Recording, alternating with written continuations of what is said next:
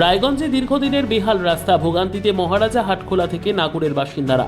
রায়গঞ্জের 6 নম্বর রামপুর অঞ্চলের মহারাজা হাটখোলা থেকে আদিয়ার ভাঙাবাড়ি মোড় গ্রাম হয়ে নাগর পর্যন্ত প্রায় 8 কিলোমিটার রাস্তা দীর্ঘদিন ধরে বেহাল অবস্থায় রয়েছে।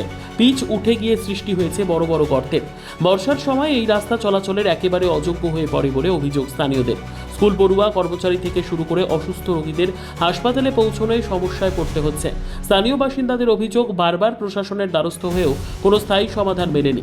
রাস্তাটি সংস্কারের দাবি জানিয়ে ইতিমধ্যে পঞ্চায়েত থেকে জেলা প্রশাসনের কাছেও আবেদন জানানো হয়েছে। দ্রুত রাস্তা সংস্কারের দাবি তুলেছেন এলাকার মানুষজন। এক বাসিন্দার কথায়, প্রতিদিন এই রাস্তায় চলতে গিয়ে প্রাণ হাতে করে বেরোতে হয়। জরুরি প্রয়োজনে অ্যাম্বুলেন্স পর্যন্ত ঢুকতে চায় না। এলাকাবাসীর হুঁশিয়ারি, দ্রুত সংস্কার না হলে তারা বৃহত্তর আন্দোলনে যেতে বাধ্য হবেন। গ্রাম এই দেখছি রাস্তা ভীষণ খারাপ, কি বলবেন?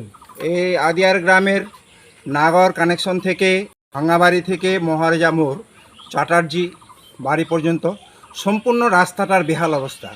প্রতিদিন এখানে অনেক স্কুলের গাড়ি যায়, বাচ্চা কাচ্চা সাইকেল নিয়ে অনেকদিন পড়ে যায়। তারপরে কোনো ডেলিভারি পেশেন্ট নিয়ে গেলে প্রচণ্ড ঝাঁকুনি খায়। হয়তো দেখা যাচ্ছে যে গাড়ির মধ্যে যেতে যেতেই বাচ্চা রিলিজ হয়ে যাচ্ছে। মানে এমন অবস্থায় আমরা পড়ে আছি, আমাদের রাস্তা একদম বেহাল অবস্থা। এটা মহারাজা থেকে আপনার নাগর প্রায় 4 কিলোমিটারের উপর। কতদিন ধরে খারাপ আছে?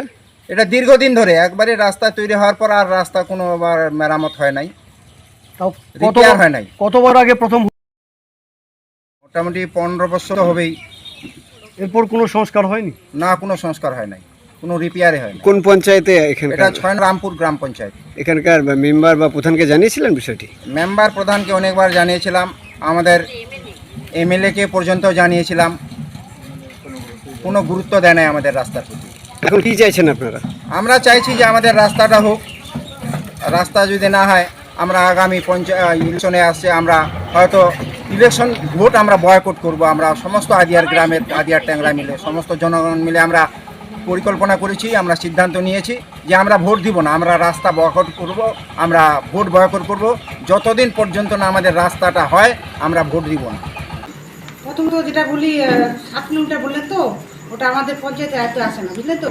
আর ওটা জেলা থেকেই হয়, হবে আর কি। যেটা জানি আমরা, কারণ এখন আটকে আছে বলতে পারছি না, কিন্তু যেটা জানি হবে।